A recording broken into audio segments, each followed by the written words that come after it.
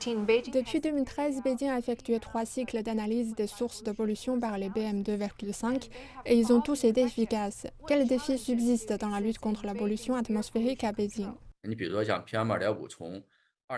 Par exemple, les PM2,5 sont passés de 89,5 microgrammes par mètre cube en 2013 à 33 microgrammes par mètre cube en 2021. Si l'on considère la situation actuelle, bien que les réalisations soient évidentes, objectivement parlant, le travail de prévention et de contrôle de la pollution atmosphérique à Beijing a besoin de plus de temps.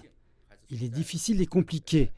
Par exemple, la concentration de PM2,5 est 2 à 3 fois plus élevée que les niveaux de pollution des principaux pays développés. En automne et en hiver, la pollution atmosphérique importante fait encore son apparition. La pollution de l'ozone augmente en été, ce qui pose un grand défi à notre travail actuel de prévention et de contrôle de la pollution atmosphérique. Qu'est-ce que la Chine peut partager avec les pays en développement et le monde en matière de lutte contre la pollution atmosphérique?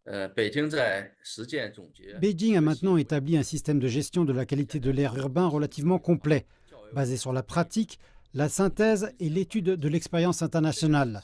Ce système comprend la surveillance et l'évaluation de la qualité de l'air, l'analyse des sources, la liste des sources et fait appel à d'autres technologies comme moyen de soutien.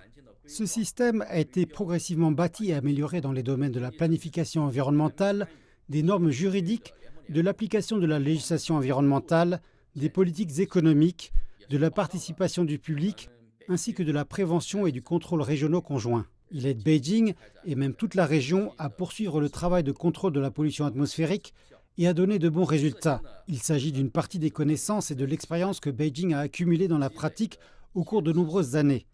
Elles ont également été intégrées dans des cas pratiques par le Programme des Nations Unies pour l'environnement, puis par la suite promues. C'est ainsi que la ville met à la disposition du monde l'expérience de Beijing et la sagesse chinoise pour le contrôle de la pollution atmosphérique mondiale.